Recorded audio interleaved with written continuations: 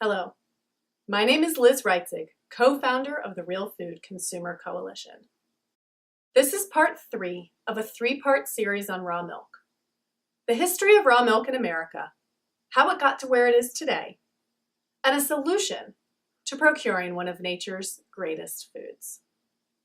Dozens of raw milk farmers across the country suffer from brutal enforcement of outdated and oppressive regulations. Millions of consumers suffer daily for not being able to secure the foods they seek from the producers of their choice. Our farmers and the people they serve are modern victims of gross misuse of abusive powers. The farms and farmers I listed are a small fraction of the many who have been shut down or who have faced overwhelming charges or who had to spend time and resources defending themselves, all at the hands of government agencies. How do we keep the government from raiding, fining, and shutting down the farms that we depend on to feed our families? Part of the key to consumer choice lies in making sure that our laws and regulations align with our values. If we value a direct relationship with the producers of our food, our regulations should not interfere with that relationship. Sadly, the FDA uses fake news and outdated regulations to keep our farmers suspended in anticipation of when or where the next attack will come. Farmers and consumers coming together creates a strong voice, strong enough and loud enough that every politician and every FDA enforcer will have to hear us. Together, we have the power to take back our choices.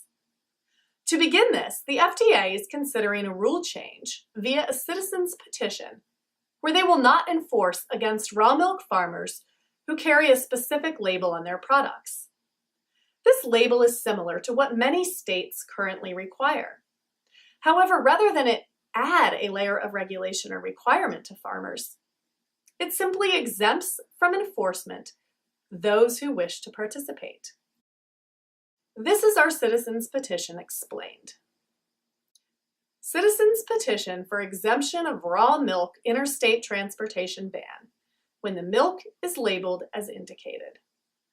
Advocates for direct farm-to-consumer food rights, the Real Food Consumer Coalition, have filed a citizens' petition with the U.S. Food and Drug Administration. This petition, when accepted by the FDA, will eliminate an important layer of FDA regulatory burden against raw milk farmers. The agency's ban on interstate transportation or sale of raw milk, if the farmers provide warning labels and a recipe for pasteurization on raw milk products. The warning labels are similar to labels currently required in many states. The recipe for pasteurization is included so that individual consumers can make their own choices about how to best handle the milk. This petition asks the FDA to accept such labeling for raw milk products as an alternative to its extreme prosecution of Amish farmers and others who for centuries have produced and consumed raw milk products. Emord and Associates, a Washington, D.C. law firm with extensive experience in food regulation, filed the citizens' petition with the FDA on April 26, 2017. The FDA legally has 180 days to respond. While we await the answer to the petition, attorneys for any farmers cited for non-compliance with CFR 1240.61 can file a motion of stay of enforcement for their clients pending the response to this petition. This option will work for many farmers, but we must give farmers and consumers the strength of a legal change as well.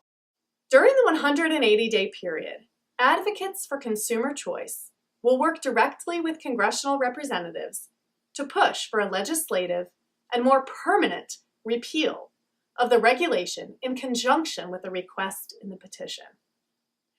These changes will go a long way to giving farmers a peace of mind while they produce the food that consumers are asking for so desperately.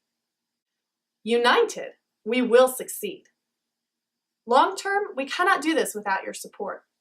We ask that you join with us. Join our efforts to free our farmers from the burden of a history of lies and deceit.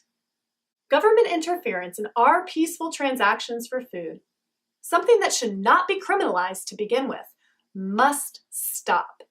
And it can stop with us. As we work towards regulatory and legal reform on this specific issue, remember the strength, hope, and love that come from connecting directly to your food community. Remember the freedom that is inherent in being able to choose the foods of your choice from the producer of your choice. The time for that to happen is now. Thank you.